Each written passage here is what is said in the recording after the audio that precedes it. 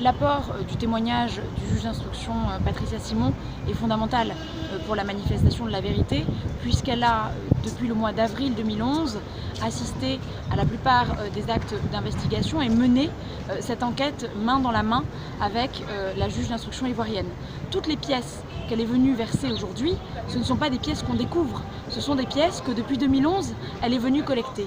La difficulté, c'est que ces pièces, elles ont été versées au dossier de la cour d'assises, mais là on ne les retrouvait plus. C'est aussi pour ça qu'on a fait venir Patricia Simon, c'est pour qu'elle puisse apporter ces pièces issues de la procédure ivoirienne sur lesquelles on ne pouvait plus mettre la main. Donc c'est très important pour la manifestation de la vérité et aussi pour évidemment la partie civile et la famille de Stéphane Francis Ripel que ce témoignage ait pu avoir lieu.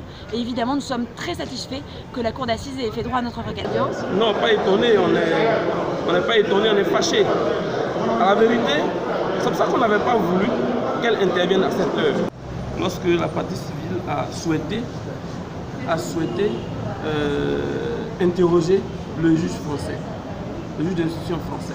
Nous nous sommes opposés depuis le début pour dire que d'abord c'est un juge d'instruction, elle ne peut pas témoigner, parce que son témoignage déjà ne sera pas crédible, parce qu'elle n'a pas été témoin des faits.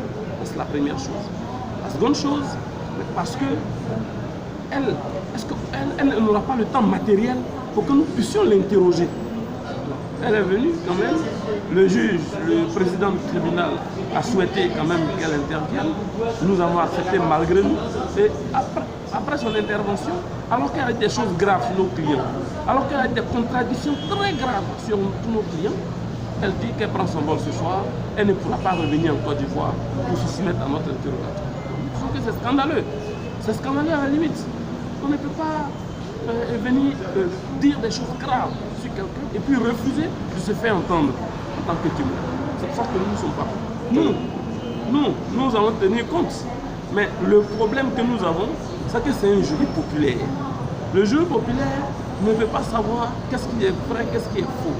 Le jury populaire entend des choses et ce jury-là agit en fonction de ce qu'il a entendu. Est-ce que ce qu'elle a dit, il n'y a pas de contradiction? Est-ce que certains parmi les jurés vont pas tenir compte de ça? C'est tout. Non, nous allons nous battre pour essayer de montrer les contradictions, pour essayer de montrer que ce n'est pas vrai tout cela.